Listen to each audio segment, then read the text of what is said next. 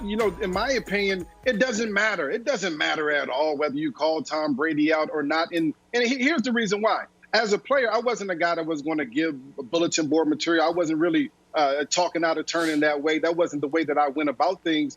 But I also realized that the great players, whether you said something or not, they're going to figure it out. They're going to figure out something to motivate them. We saw the Jordan doc. He always found motivation because that's just the type of guy that he was. He's always looking for a slight. The great players are players that kind of do that. I remember one time we went up to play the Jets, and really wasn't a competition between us and them. We were rolling. They weren't a very good team. And the only thing that I could think of to help motivate our football team was that the Jets decided to wear their throwback jerseys.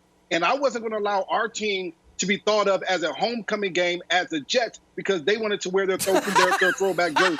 That literally was our only motivation. So the greats will always find a way. But here's the deal.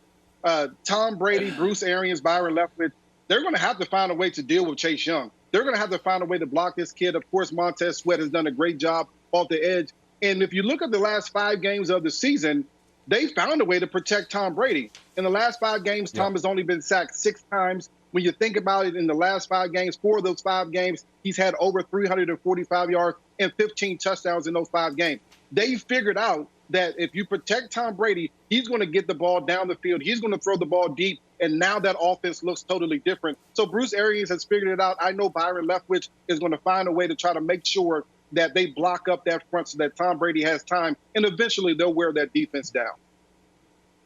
Stop with this media propaganda. Like you've been listening to Nick Wright way too long, B. Like he keeps talking to everyone out there that would listen that, oh my goodness, Tom Brady goes against a pass rush. He's not going to be successful. He folds, he implodes. Yeah. The reality is they've protected Tom Brady all year. The Bucs have only been sacked 22 times. That's the 4th fewest in the National Football League. They've already figured this thing out. Now, look, they know going into this game, he'll probably be hit a little bit more. He may be sacked 1 or 2 times. But it's not about the first quarter, second quarter, third quarter, fourth quarter. What it's about is sustained success. And who brings you that? That's Tom Brady. So do I like this? And I absolutely don't even know what the hell I just said. But do I like this? 100% I like this. Okay? Because I think we need more of this, B. I would have loved to seen you actually go into the Giants game and calling out Michael Strahan. I think the evolution for the NFL when we're talking about the entertainment business is going from, highlighting teams, and then going to highlighting individual matchups. So will he pay for it? Yes, because Tom Brady, like I said before earlier in the show, he's going to throw for 320 yards, Nick. He's going to have 3 touchdowns, and he's going to get the win. But Chase Young, he's a dog. He's had a phenomenal year as a rookie. 100%, Nick, it will.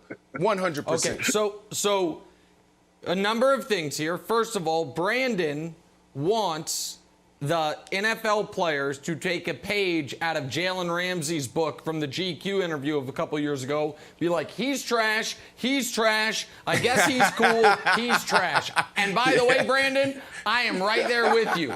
I will join that consulting firm. I am all for that as well. So first of all, I agree. Now, you make the point that the Bucs have done a good job of protecting Brady, which is accurate, which is why it's so jarring that despite the fact he's rarely under pressure, when he is under pressure, he's managed to throw 5 picks, have his passer rating drop 60 points. The only players in the league whose passer rating drops more when pressured are, let me check real quick.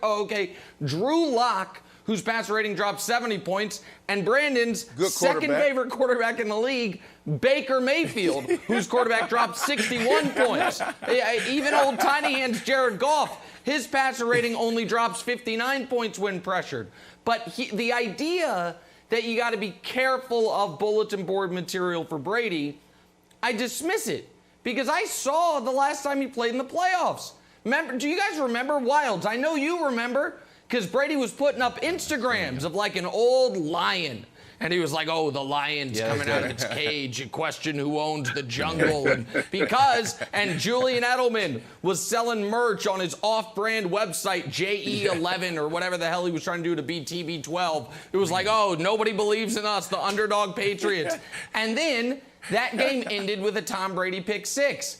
And here, Wilds, and I want to show my third full screen here, guys, because I have so many Tom Brady is not good right now full screens. I got to tell you which one.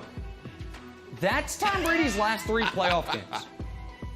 Now, if you're like, oh, Nick, they won 2 of them. I'm aware. Thank Brian Flores for that. But that's Tom Brady the last 3 games we've seen him in the playoffs. And I'm just curious why we think, Wilds, that it's going to be drastically different when he has Chase the Animal Young coming after him. I don't know. So I love Chase's comments. It's a great job by him. And I think they're in big, big trouble. Okay. To your point, it's a brand new team for Tom Brady, threw 40 touchdowns this year. So if he gets the ball out, he's going to be successful. But I'm going to push back on Brian's take, where Brian says he got fired up at the equipment manager. It wasn't the equipment manager, just wants to wear his old jerseys. I don't think this is actually Tom Brady talking trash to Tom Brady. I think this is at the offensive line. I think it's at the offensive line room. So Tom Brady's going to go out there and do what he does and hopefully win the game. But for those offensive linemen, they're the ones being called out. It's not Tom Brady, Brian. If you're in that room, you're like, we are being called out right now by Chase Young. So I think Tom Brady is going to be fine, and I'm sure he hears it, considering like he responded to Tony Dungy the other day for just saying like listing quarterbacks. So I'm sure he's hearing it, but I think he views that less of a call out on him, and it's more the offensive line to take it personally. Well, I think if you're Chase Young, you're calling out Tom Brady, you're calling out the offensive line. You're just calling attention to the fact that this great player is trying to go after Tom Brady. You know, the one reason I do like it is because subconsciously now Tom Brady will be thinking, I got to get this ball out extra early. And all it takes is one turnover in the playoff game to kind of turn things around. And so to me, I think this is a good play for Chase Young. It really doesn't matter because I don't think the Washington football team is good enough. And here's the reason why. Not just because of Tom Brady, but because of that Bucs defense, Brandon. I think that Bucs defense, who always is pressuring quarterbacks, they have the second highest rate of pressuring quarterbacks. They're going to get after Alex Smith. And so what happens when the Washington football team goes 3 and out, that defense who started fresh and invigorated, ready to get after Tom Brady, now as the game goes on, they started getting worn down. And now the third and fourth quarter, those passes that they're getting close to Tom Brady, they're not getting close to Tom Brady anymore. He's completing the deep ball down the field. That's, to me, how the game is going to end up going. Yeah, B, I can't wait for this game. Get your popcorn ready. Tom Brady is one of those guys that just morphs into something different on game day. I remember watching Super Bowl 50 in a suite in San Francisco with Tom Brady and his beautiful wife, Giselle. And he was a different guy. They were kissing. They couldn't keep their hands off each other. Giselle, baby, Tommy. It was like, who is this guy? This is not the GOAT. Tom Brady and Giselle kissing the whole game. I don't even think he watched the game. And then all of a sudden you see him run out the tunnel, and he runs down 100 yards, and he goes, oh, let's effing go. And he starts going crazy, and he morphs into somebody different.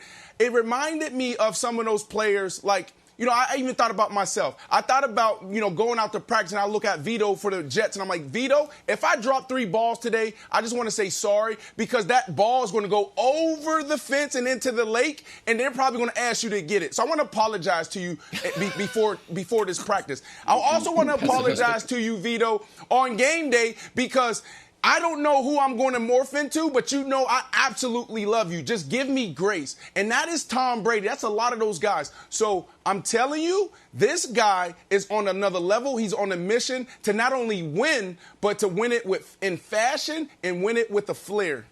Thanks for watching. Subscribe here to get the latest from the show. Also, be sure to check out more of the best clips from First Things First, or go watch a few segments from our other shows on FS1.